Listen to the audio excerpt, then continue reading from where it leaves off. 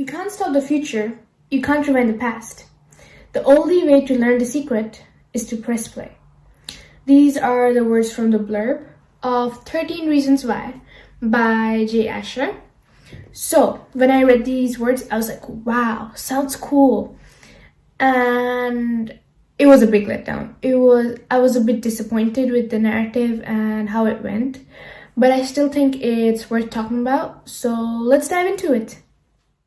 Hello, my name is Anshika, and here in my channel, I talk about books that force us to see the world as it is, force us to see reality. And today we are discussing 13 Reasons Why.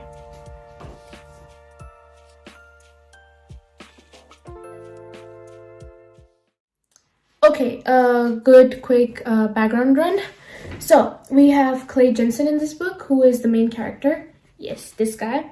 And he receives a set of cassette tapes from his recently deceased classmate called Hannah Baker, who committed suicide. And each tape, it kind of has like this reason why she died. So in the beginning, it was intriguing. It was a strength of the book. Like, the reader wants to know what each person, each event did to Hannah for her to go to this extent. But then it starts feeling more like a checklist. And it starts getting slower, and after a while you're mixing up all the issues and all the events, and it's a mess. Which brings me on to the social issues present in this book. I'll say there are a lot. Jay Asher himself, he was aiming to talk about all the how small actions lead to big consequences, which in the beginning I can really see, but later it's not small actions anymore. They're big, huge actions. I'm gonna give a quick read of all the issues that I found in the book. There are a lot. Bullying and social cruelty, mental health and depression, sexual harassment and sexual assault, bystander effect, failure of institutions, reputation and social identity. I was like, okay, wow, a lot of things going on. But that's the issue. There are so many things going on that it mixes up. As a reader, I would prefer a book that focuses on maybe one or two things and goes deep into them. I thought the sexual harassment and sexual assault was really big in this book. But the issue is that it's grouped together with these small, I wouldn't say petty things, because they meant a lot to the character, but with smaller issues, which kind of flattens down the harm they did to the character.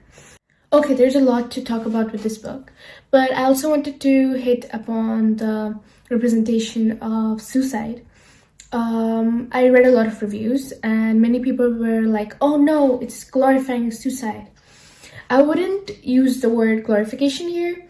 I didn't think it necessarily glorified it, but I would say that it failed to show its consequences, because Hannah is dead and everyone who did everything bad to her are still alive. And I think that could really be hit upon and showed more deeply. As you know, I like to rate the books in two categories: story enjoyment and social insight. So for the story enjoyment, I would give it 3 stars, because in the beginning it was really good. It was really promising. The premise was strong, but later it really went downhill. And then for the social insight, I would probably give it 2 stars, because on paper it sounds really good. It's a really strong concept, but when suicide is shown as like a linear consequence, like one action leads to another, like a snowballing effect, it kind of harms the representation. And I think if the smaller issues weren't grouped along with the bigger issues, I would have probably thought of it as better.